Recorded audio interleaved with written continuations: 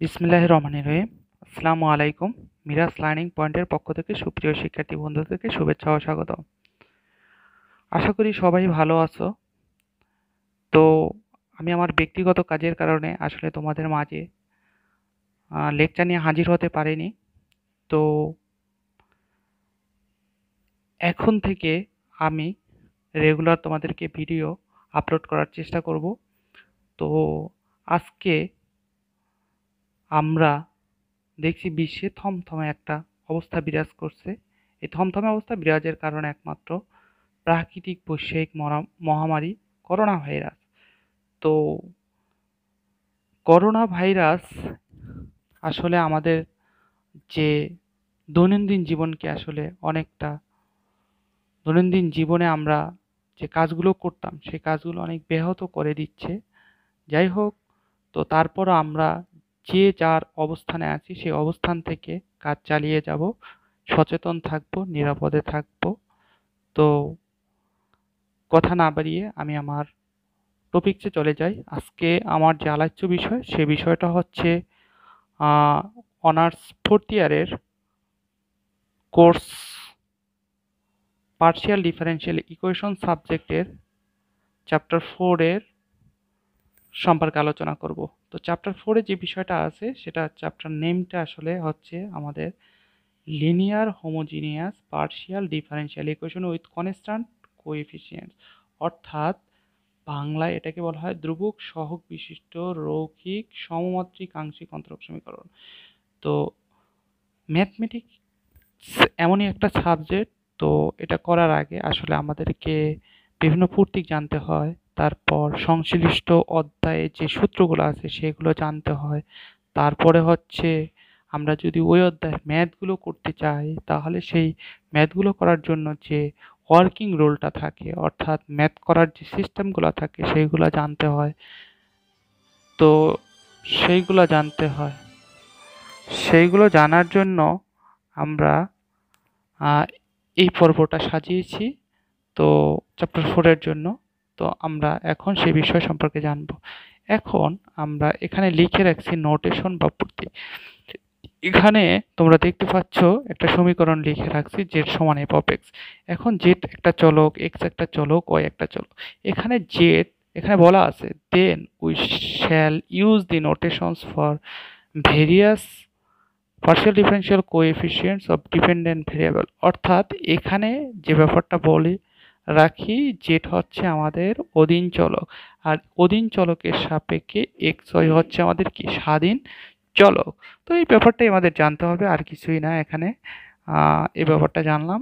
এখন যে বিষয়টা সেই বিষয়টা হচ্ছে এই যে সমীকরণটা, এই সমীকরণটা লিখলাম। এখন যেহেতু এখানে পার্শিয়াল ডিফারেনশিয়াল ইকুয়েশন, সাবজেক্ট নেমই কিন্তু পার্শিয়াল ডিফারেনশিয়াল ইকুয়েশন। তো এখন এখানে জেড সমান কি F of x. F of x হচ্ছে কার ফাংশন, এফ হচ্ছে কার ফাংশন, এক্স ওয়াই এর ফাংশন। এখন এই জেডকে যদি আমরা এক্স এর সাপেক্ষে পার্শিয়াল ডেরিভেটিভ করি তাহলে আমরা যে জিনিসটা পাবো সেটাকে পি দ্বারা সূচিত করব, অর্থাৎ পি দ্বারা সূচিত করব। অথবা আমাদের ম্যাথে যদি পি দেওয়া থাকে তাহলে সেই পিটাকে ডি জে ডিএক্স দ্বারা কনভার্ট করবো বা লিখবো। ডিজিট অঙ্কে যেটা লাগবে সেই অঙ্কের আঙ্গিকে আমরা আসলে এটাকে লিখবো। জাস্ট এটা পি দ্বারা সূচিত করা হয়, ডিজের দ্বারা সূচিত করা হয়। যদি এক্স এর সাপেক্ষে ডেরিভেটিভ করা হয় তারপর ওয়াই এর সাপেক্ষে ডেরিভেটিভ করলে সেটা কি হয় কিউ অথবা ডি প্রাইম জেড। এখন এক্স এর সাপেক্ষে যদি জেডকে দুইবার ডেরিভেটিভ করা হয় তাহলে সেটাকে লেখা হয় আর অথবা ডি স্কোয়ার জেড। তারপরের যে বিষয়টা সেটা হচ্ছে ওয়াই এর সাপেক্ষে যদি ডেরিভেটিভ করা হয় পার্শিয়াল ডেরিভেটিভ দুইবার তাহলে সেটাকে টি দ্বারা সূচিত করা হয় অথবা ডি প্রাইম স্কোয়ার জেড। যদি প্রথমবার এক্স দ্বারা পরের বার যদি ওয়াই দ্বারা সূচিত করা হয় তবে পার্শিয়াল ডেরিভেটিভ করা হয় তবে সেটাকে সূচিত করা হয় এস দ্বারা অথবা সেটাকে সূচিত করা হয় কি ডি টি প্রাইম জেড দ্বারা।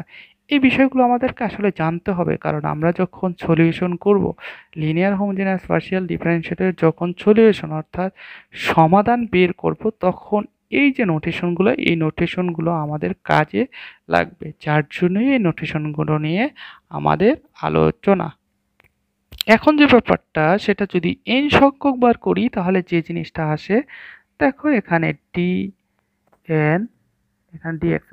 এখন এখানে ডি বলতে এটা কিন্তু একের মতো, যেহেতু পার্শিয়ালকে এভাবেই সূচিত করা হয় dnz, এটা n সংখ্যক বার করলে। যাই হোক, তারপরে আমাদের যে হোমোজিনিয়াস লিনিয়ার পার্শিয়াল ডিফারেনশিয়াল ইকুয়েশনের যে সমাধান বের করার সিস্টেম, ওয়ার্কিং রুল, সেই বিষয়টা আমরা এখন দেখব। তাহলে এখানে কি আছে? Solution homogeneous linear partial differential equation, রৈখিক সমত্রিক আংশিক অন্তরক সমীকরণের সমাধান। তো সমাধান বের করার সিস্টেমটা জানার আগে আমাদের অবশ্যই পার্শিয়াল ডিফারেনশিয়াল ইকুয়েশনটা জানতে হবে। ইকুয়েশনটা হচ্ছে আমাদের এইটা। তো অথবা এটাকে এভাবেও লেখা হয়, তবে নিচের যে সমীকরণটা দেওয়া আছে এইটাই আসলে আমাদের ম্যাক্সিমাম ম্যাথমেটিক্যাল টার্মে এই আঙ্গিকে দেওয়া থাকবে। তো সলিউশনের সিস্টেমটা কি? যদি আমাদের সমীকরণ এরকমের দেওয়া থাকে, এভাবে দেওয়া থাকে, তবে এভাবে দেওয়া থাকবে না, সমীকরণটা সামনের লেকচারে দেখতে পাবে। তো এটা just F T D prime of Z এই আঙ্গিকে যদি দেওয়া থাকে, তাহলে এফ অফ এক্স দেওয়া থাকে, তাহলে আমাদের দুইটা জিনিস বের করতে হবে। দুইটা জিনিস বের করতে হবে। একটা জিনিস হচ্ছে কমপ্লিমেন্টারি ফাংশন বের করতে হবে, এটা আবার কি? সিএফ, অথবা এটাকে সংক্ষেপে প্রকাশ করে সিএফ দ্বারা। তো কমপ্লিমেন্টারি ফাংশনটা বের করতে হবে, আর বের করতে পার্টিকুলার ইন্টিগ্রাল অর্থাৎ পিআই। তো এখন তোমরা আপাতত এই জিনিসটাই মনে রাখো যে আমাদের যদি হোমোজিনিয়াস লিনিয়ার পার্শিয়াল ডিফারেনশিয়াল ইকুয়েশনে সলিউশন করতে বলে, তাহলে আমাদের দুইটা জিনিস বের করতে হবে। একটা হচ্ছে কমপ্লিমেন্টারি ফাংশন, আর একটা হচ্ছে পার্টিকুলার ইন্টিগ্রাল। এই দুইটা জিনিস আমাদেরকে বের করতে হবে। তারপর এই দুইটা জিনিস বের করার পরে আমাদের যে কাজ, কমপ্লিমেন্টারি ফাংশনটা এবং পার্টিকুলার ইন্টিগ্রালটা যোগ করে দিতে হবে, তাহলে আমাদের যে জিনিসটা পাবো সেটাই হচ্ছে আমাদের জেনারেল সলিউশন। এখন কথা হচ্ছে, অনেক সময় দেখা যায় যে রাইট হ্যান্ড সাইডে অর্থাৎ এফ অফ এক্স সমান 0 দেওয়া থাকে, সেই ক্ষেত্রে আমাদের যে কাজটা, কমপ্লিমেন্টারি ফাংশনটাই আসলে জেনারেল সলিউশন। আদারহুইজ আমরা উপরের যে পদ্ধতিটা দেখলাম সেই পদ্ধতিটাই বের করব। এখন তোমাদের মনে প্রশ্ন জাগতে পারে যে কমপ্লিমেন্টারি ফাংশনই বা কীভাবে বের করব, পার্টিকুলার ইন্টিগ্রালই বা কীভাবে বের করব, তারপরে যোগ করতে হবে, আগে তো বের করতে হবে।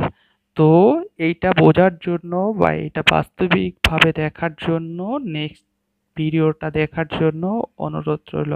হ্যাঁ, তবে চ্যানেলটি সাবস্ক্রাইব করে রাখবে, আর বেল আইকনে ক্লিক করে রাখবে, যাতে ভিডিওটি আপলোড করার সাথে সাথে তুমি পেয়ে যাও এবং সাথে সাথে দেখে নিতে পারো। আজকের মতো এখানেই শেষ। খোদা হাফেজ।